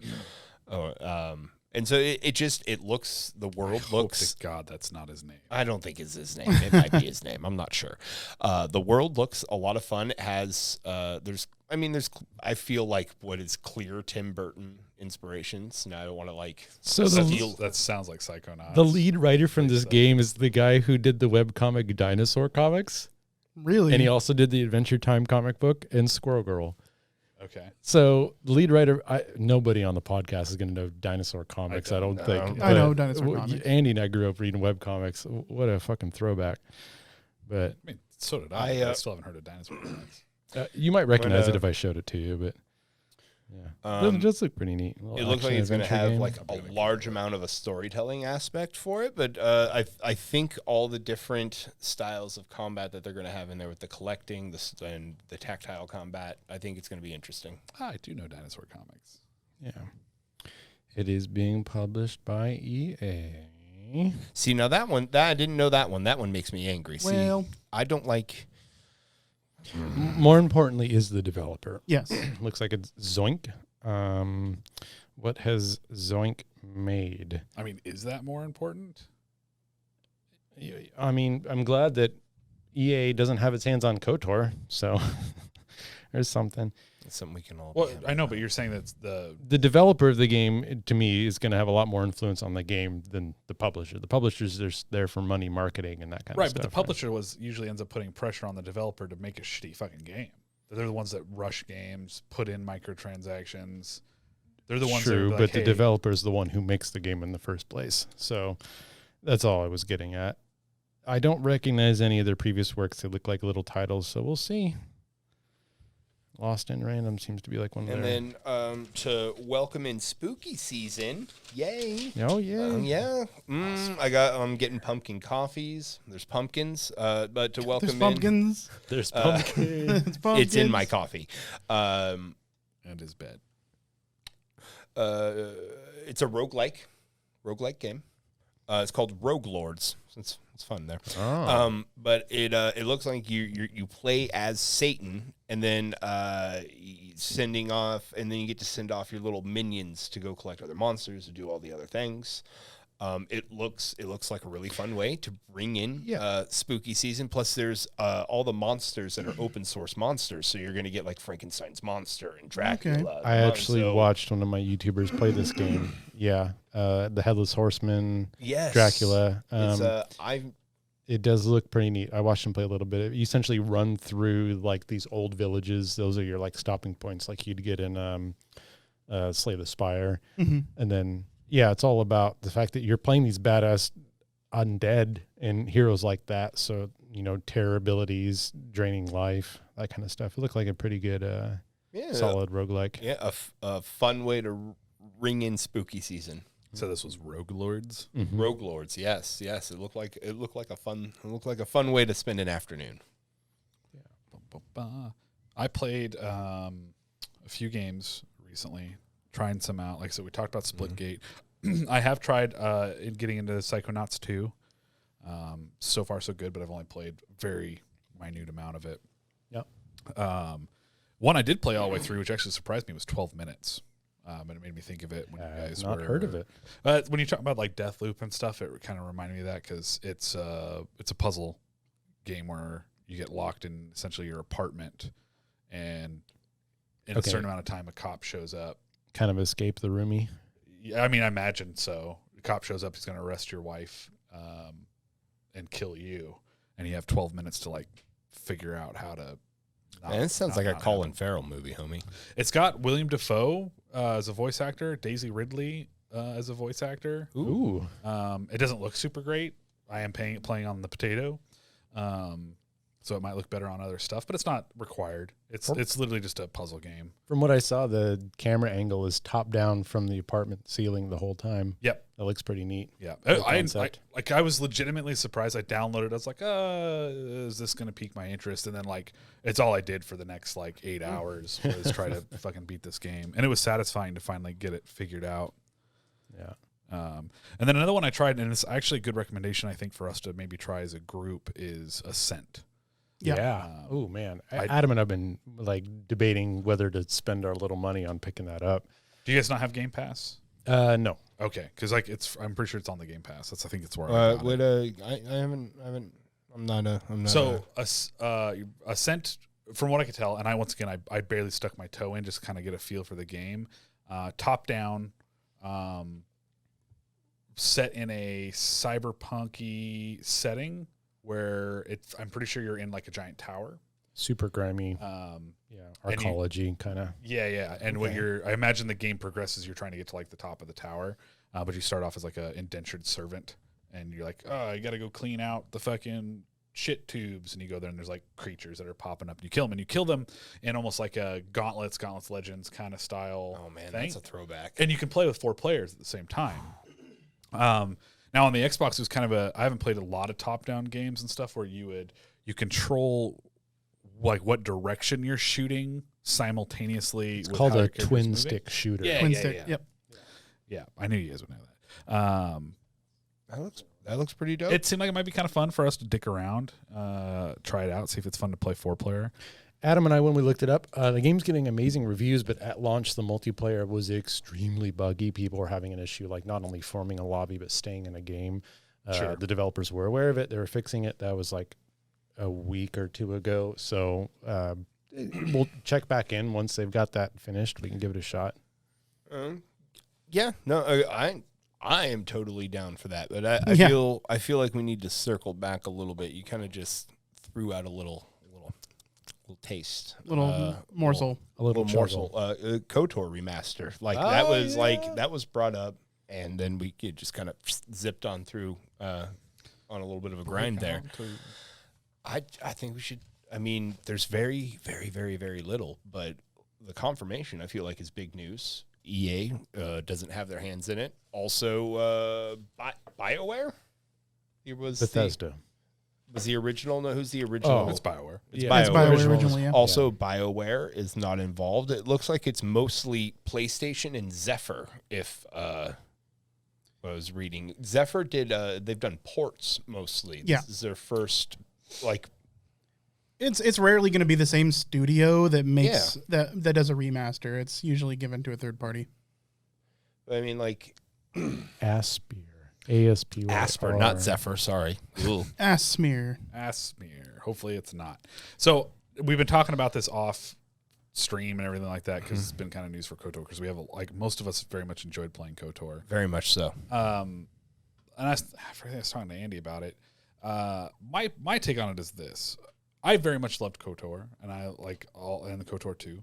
Have you given it a replay recently? That's the thing. I haven't touched that game since it came out when it was new. Because when I got it, I played it enough to where I was satisfied with it, and I haven't been tempted to re-pick it up again. And we touched briefly on us playing any sort of remastered games. And I mean, Nick talks about how he doesn't play through a game more than once. I'm unlikely to pick up a remastered game. I did think there's one game that I thought of finally that I played a remastered version of, and it was Tony Hawk's Pro Skater 2.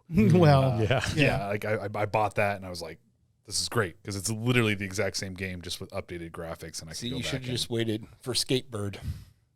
Skatebird Came out this month. Josh, First of all, it's like a lot of fun. Strike. You know how I feel about birds. I know, but they're in a video game, so they're definitely not real. But you get to Tony Hawk Pro Skate do 6 skateboard tricks as a pigeon. They're never real anyways. Anyway, Skatebird.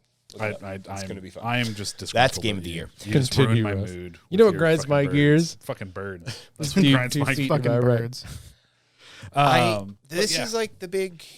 I don't know. I recently just played a remaster. I played through all of the Mass Effects again, even the first one, which was. Did they remaster the Mass Effects, or did they just re-release them? They remastered them. It was pretty to play through. Even the first one was really pretty. There's still a bit of that. The first Mass Effect was fucking stupid. It's fucking hard to get through the storyline. It's just fucking stupid. Beautiful. The first Mass Effect is why I didn't touch any other Mass Effect. It's Same. because you had to fucking drive around a lot. Was it? No. Okay. So my play experience of the first Mass Effect was, okay, I'm playing an RPG. I'm going to treat this like most RPGs that I'm playing. When you get to the Citadel, I'm going to talk to everybody because I want to get whatever side quests that I can started. I'm concerned about progressing my NPC's dialogue because I don't want to miss out on NPC storylines. And I spend like an ungodly amount of time because there's a million fucking NPCs on the Citadel just randomly talking to everybody and stuff. Turns out, got nothing. It was a waste of fucking time. All the armor and weapons in that game is just numbers upgrades. Yeah. They all look identical. I think maybe sometimes you get a color scheme change, but they look identical. If I'm playing a game where I level my character up and I get new gear, gear's got to look fucking different. It's just a hard rule. Do not just have me keep upgrading the same fucking basic bitch gear the entire time. Sometimes I feel like wearing spike boots. Sometimes I want to wear some furry Uggs. It's just how it's going to be. Lastly, the Simon Says puzzle game on dropping your rover on all the planets was a fucking waste of time. Yep. No, it was rough. It was rough. The next 2 games, they solved some of that shit. I feel like it's a smooth, like it's smoother. It's to me, this is like the Skyrim debate. And I mean, I've already established I hate Skyrim, but Skyrim on launch versus Skyrim, I don't know how long, like X amount of time later when they made a bunch of improvements to it, it's like 2 different games. And so, Mass Effect, I mean, it's literally a second game, but good for them if they fix a lot of stuff. My play experience was so bad the first time through, and I was so dissatisfied, it killed my enjoyment of the series. Yeah, that's exactly what happened to me too. I had like the identical experience to you. I just did not like the first one. So not liking the first one means I'm not going to get into a second one. I'd see for me the story was able to carry me through. I was able to. I mean, am I going to play the first one again now that I've played it remastered?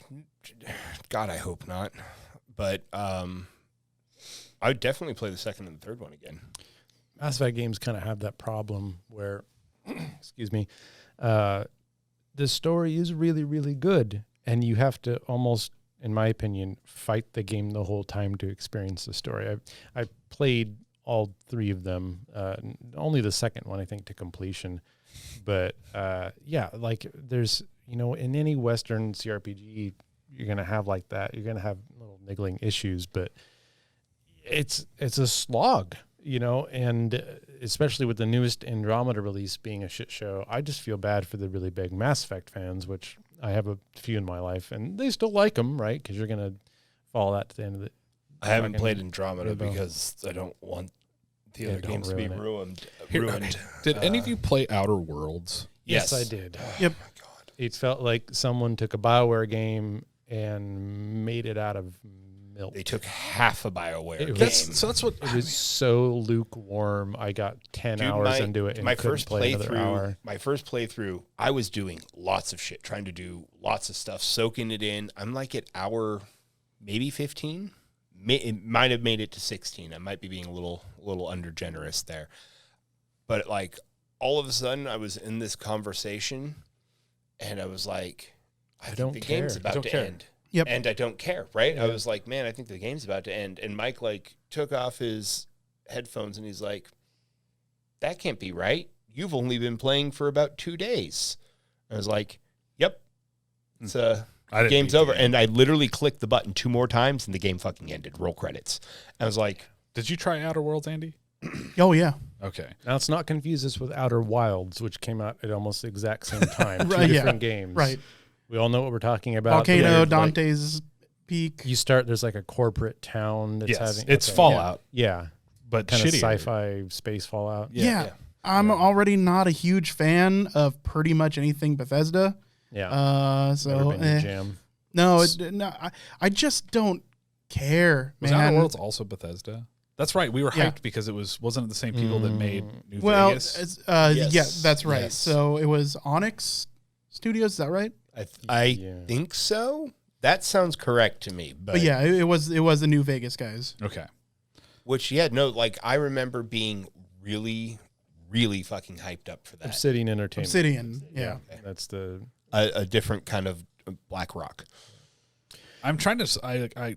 I lost interest so quickly in that game. Yeah. I still think about reasons why that game wasn't enjoyable, because it seemed on the surface that it should have been ticking a lot of my enjoyment boxes. Yeah. My best guess that I've come up with so far and stuff is really the fact that the dialogue sucks. The dialogue sucked.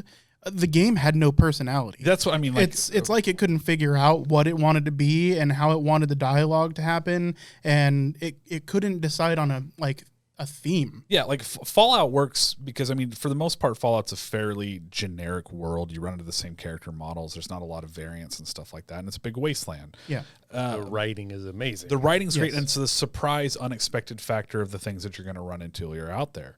And they took, like, all of that away. Like, there was, like, no running into weird random shit kind of stuff happening there. It's like it wanted to be like a serious game, but then everything was colored and animated to be like a kind of a goofy weird game. What made you like hey, you mentioned that Simon Says dropping in the fucking hot drop for Mass Effect, right? Yeah.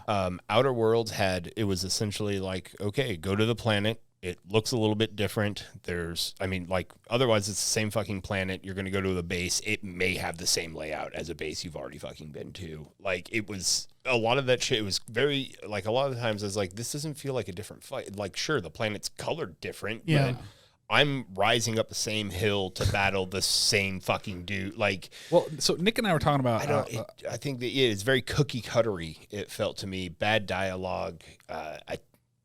It hits on this bigger problem. So, Nick and I are talking about how it's baffling that certain games can be made so poorly when we've had games for so long and we know what general things will make for a good game.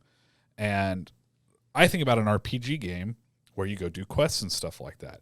It's so well known that it is commonly a meme for when you're thinking about like RPG games of like getting fetch quests and how they're dumb and they don't make any sense and they don't fit into storylines. And you'd think that a good game would have progressed past doing quests that are just essentially like, hey man, I need you to go get me 3 fucking bear asses before I can give you the MacGuffin so that you can proceed. And that's what all of Outer Worlds felt like. Was just fetch quest after fetch quest for people like, I've never met you. I don't know what the fuck you have to give me, but you need me to go do a thing for you. And I'm like, why? Why am I doing this? If I had to point my finger where I started to die in that game, like immersion-wise and wanting to play it, is just like the first Mass Effect. You get through the first couple hours of the game and you get dumped into the first city. And like almost any Western RPG, you're like, okay, now I have to go explore the city. And in good games, that's exciting and fun. In bad games, you're like, okay, I need to check every nook and corner to make sure that I'm picking up all the quests, I'm finding all the loot. And in that first major city, by the time I was done, like feeling like I explored it, I was so burnt out on how many games have I played where I've done this before? That's what it felt and like you were saying, like, okay, do I need to talk to this guy to start a quest? Okay, where's the next? And yeah, the game definitely had a good theme, and they were kind of mixing that corporate theme with sci-fi, and it's like I like the feel and the canvas of the game, but the painting itself is nothing. It's nothing new. Yeah. The best part about that game was its fucking hype. I feel like if it's a team that made New Vegas, they brought everyone over except for the comedians, like the writers. The writers. My brother at length about this, like it just blows me away how much poor writing there is in games nowadays. Yeah. Like you got to stop bringing bad writers into your games. They can't be the most expensive part of your game development. Why can't they just hire some decent fucking writers? Segue into a game that I think has fantastic writers. It's Borderlands. Oh yeah. So I'm a big fan of the Borderlands franchise. Love it. I have played all of them. Even the 2.5. Which one's 2.5? The one where you get to where Jack's the one Jack before is 3. Yeah. As you play as Handsome Jack. Yeah. No, I haven't. And to be fair, I haven't played all the way through the first one because the first one fucking sucks. But Tiny Tina's Wonderland got announced coming out next year. It looks like a lot of fun. It's taking some of my favorite aspects from the Borderlands series. Like Tiny Tina was a fantastic character that they introduced, and then the whole concept of like them playing a D&D campaign style thing in the game made for a fantastic environment to run around in, because now instead of like we've done the space thing, like we've done it with we deal with the psychos, we deal with the corporations and stuff like that. It's like there's ways that they've done that keeps it kind of fresh. I think about the last Borderlands and stuff where you got to be introduced more into the different corporations like owners, so like the Jacobs Company, and stuff like that was great. That was we've neat. Done, of course, I forget the guy's name. The Macho Man Randy Savage guy from the corporation that makes all the explodey weapons. Fucking Timor? Tedior? No, it's not Tedior. No, that's the warp guns. Come on, somebody chime in here with the company. I'm trying to check chat. My brother might know it here. Anyhow, this game has me really excited. One, because I'm ready to play another Borderlands. It's been long enough since I played. But it's got almost the entire thing has got that kind of fantasy game feel. Like did you guys watch a trailer for it? I have, yes. Nick, I have not seen it. Andy, Nope. Oh, okay. Well, Andy's not super particular into the Borderlands games. Yeah. One open world because I know he's not a big fan of those. But really, is that probably all it is? It's just kind of the fact that it's an open world game that has you motivation kills. Yeah, or- pretty much. Okay. Yeah, I honestly prefer linearity over open world games most of the time. He got his fill on open world when he played Zelda for the 64. And after that, Honestly, Pretty much. downhill from there. Honestly, kinda, because since Majora's Mask, I haven't finished a Zelda game, so that's kind of accurate. I haven't finished a Zelda game since Wind Waker, and it makes me a little sad. I kind of want to buy a Wii just so I can catch up on the Zelda games. Not a Wii, a Mr. Switch. Torg. Thanks, Mr. Grandma. Torg. Just buy a Weeb and they'll tell you how the game went. That's true. I think Borderlands would be another fun group play, just Absolutely. because Borderlands is always more fun with more people. yeah, and it's a thing we could do with the four of us. I'll play pretty much anything. Yeah. I'm not playing Borderlands again. Okay, well we'll get Why Hinson not? in. What if 'Cause it's 3? Have you Because played I 3? played it and that game is 90% grinding and it was enjoyable and I'm not going to do it again. Oh, that's fair. I mean, you're not wrong. Yeah. There is a lot of grindiness in that game. Especially if you start playing like the end game stuff where you're literally just trying to grind for better gear. But what end game isn't just a grind for gear? Yeah. So, Yeah. Most of the time, yeah. I was gonna say though, I like the fact that it looks like they're combining in the trailer. It looks like you got like dual fistedness, kind of. I guess I'll say Elder Scrolls and not Skyrim because fuck that game. Where like they're casting fucking spells with one hand and shooting people with their guns with the other one. And it excites It looks me. fun. It looks fun.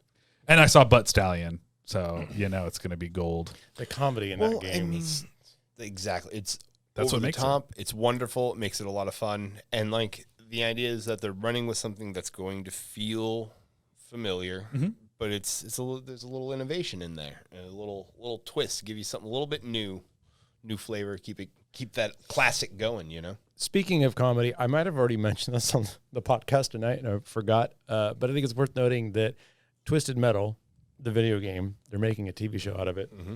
And I think I forgot to mention that the writers from it, the writers are the same people who wrote for Deadpool. Oh, interesting. That's a big up for that. We'll Yeah. see how that plays out. Same publishing company that Will Arnett does, Electric Avenue or whatever it is. I mean, So- I feel like it's just a good premise for a TV show. Like if they could do it right, if they have a good CGI budget. yeah. I mean, you essentially got Mad Max style vehicular combat, right? Yeah. In a world where wacky like characters. yeah, that nothing else matters. You have weird characters driving weird cars trying to kill each other to get some fucking weirdo's wishes, you know? Yeah. Like Until see it how becomes that- The Walking Dead and it's all about whisper What, fighting. oh my god, I will burn Netflix Remember that down. like that old Hanna-Barbera cartoon where they do the wacky race or whatever, wacky races? Yeah, yeah, That's yeah. I'm like thinking of an adult version of wacky I have races. no Snipe. idea what the fuck you're It was doing. like Okay. Snidely Whiplash Yeah. and the Kung Fu Dog, and yeah, they had a bunch of those old Hanna-Barbera cartoons, and they combined them all into one. Are you Like, guys secretly 15 years older than I am? no, you 'Cause just that's what it feels like. watched cool No, kid shit. I had growing like up. I spent a lot of time with my grandparents, and they were like Yep. they would see like a newfangled thing, as they would say, and they'd be like, "Here, you watch this stereotypical Mexican mouse." Watch these racist Yep. stereotypes. Yes, watch these. These are better for you. I still don't understand why. See, Speedy wacky races, Gonzalez homie. You've is- seen fucking wacky races. Is Speedy Gonzalez really that bad? And that website is just I fucking mean, with his over the top. like heavy hooded eyes, and he's always taking a siesta. I mean, it's a little. Is he always taking naps? Yeah, the like taking naps is a big thing. I when mean, he's not running unemployed. around He's being a fast. mouse. He Yeah, doesn't have a dude, job. it's- What else is he gonna do? I mean, it's not as bad as Pepe Le Pew being all rapey. The implication and is he's unemployed because he's Mexican. Well, So I mean, it's a all of them little- are unemployed. They're animals. They They're don't in- do they're anything. cartoon animals. He's really unemployed. it's You can see the welfare check in his pocket. Like what? Yeah, little racist. Does this not strike a I mean, I get that remembrance it's of you? You remember playing off that at of his all? race. Have you? That guy? No. Oh yes, Kinda I vaguely. have. I know what you're talking With all the about. different weird cars. They That was like a had. regular thing that they did, or Yeah. It was just Yeah. a show, just like any of the other Hanna Barbera so shows. yeah, it's like Wacky Speed races. Racer, but with Hanna Barbera characters. yeah, kind of, sort of, yeah. I don't remember that much about it, but that image did spark some member berries. And like, Yeah, I remember. But yeah, that would be like, I feel like that's going to be, that you're absolutely right. It makes for a great premise for a TV. I mean, no, it you're can absolutely be. right. It can I think it's going to be fun. We'll see. It's definitely like, depends on implementation. yes, it has potential. It's not something you hear about and like, well, that's just going to be fucking terrible no matter what. The nice upside is if like the Lord of the Rings they TV series. totally fudge the bucket, I don't give a shit. Like, you can't ruin the metal or the twisted metal like lore. Yeah, that's kind of how I feel about it. Like, it could if be. it flops, then whatever. Yeah, Yeah. there's nothing sacrosanct about the fucking Twisted Metal storyline. Exactly. Well, as long as it recognizes itself for what it is and plays in that role, kind of like the new Mortal Kombat movie did. I mean, the fact what Nick said the main character was, it sounds like they're clearly aware of how ludicrous it is. Yeah. Some kind of amnesiac milkman trying to cross the United States through perfect. crazy stuff. Perfect. Yeah. I'm Well, a milkman with no memory. What? Gentlemen, I feel like we have squeezed the time berry entirely to fruition, and it is now dry, and causality is broken. Yes, Well, the time berry is all out of penis juice. talk. I'll end on penis talk. Have you guys ever heard someone tell you that you need to squeeze the lemon? No. It means to go pee. And But- I both love and hate it. Squeeze. But it was very off-putting. I was at work one time, and I needed to use the restroom, and then I was told that they can't because they're cleaning the restroom. And then when they were done cleaning the restroom, I had a coworker come by and said, "You're free to squeeze the lemon." And I was like, I think you just made it up. It was jarring and appropriate at the same time, and like I'm still reeling from both knowing that exists and that it was spoken to me. So just thought I don't.